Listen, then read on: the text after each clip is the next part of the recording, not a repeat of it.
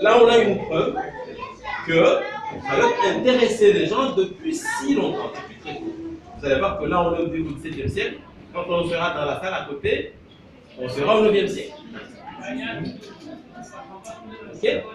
Et donc, je le rappelle, donc, les canons que vous avez ici, ce ne sont pas des canons qui étaient utilisés dans les navires, parce qu'ils avaient besoin d'un sort de consulat pour exercer, mais c'est bien de la marchandise utilisée sur terre.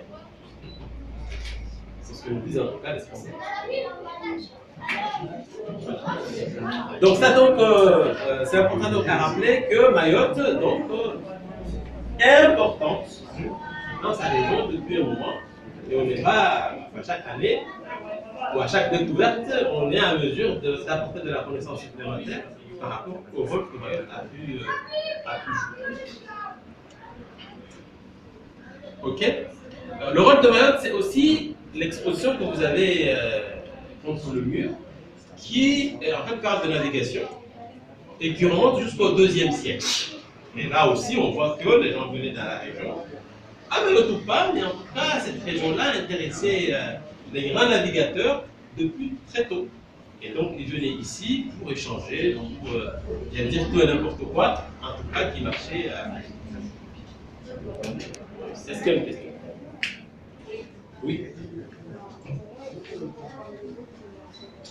Alors, ça, je ne sais pas trop, mais je pense qu'il doit y avoir un petit trou quelque part où ils mettent du feu et ils mettent des boules avec de la poudre, on mettait un boulet comme ça, voilà, qui faisait la dimension du fût. En fait.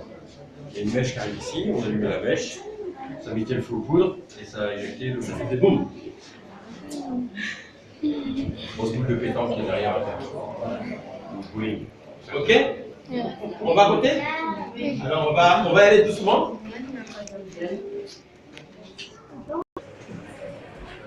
Ok.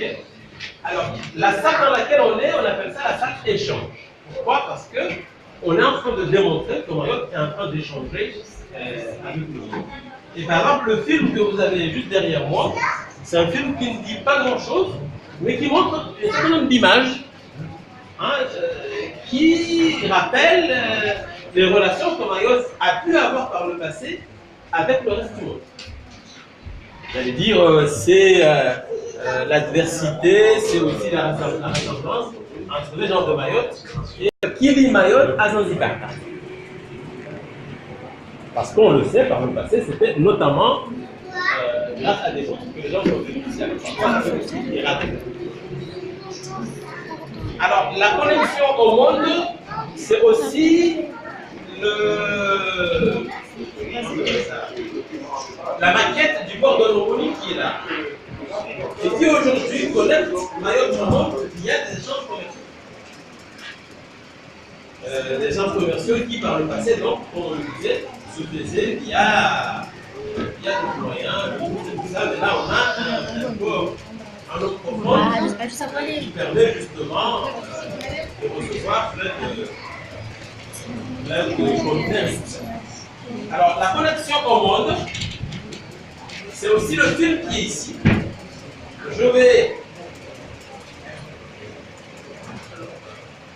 C'est un film qui est ici, qu'on appelle, intitulé Les ports de la Méditerranée à l'océan Indien, et qui permet à partir de Mayotte, par exemple, de se connecter au monde. Alors, comment ça marche? C'est un film, c'est un documentaire numérique. Vous avez plusieurs ponts dans lesquels vous pouvez avoir des documents, des films en fait, qui parlent de ces régions-là. Si on parle d'Égypte par exemple, vous avez la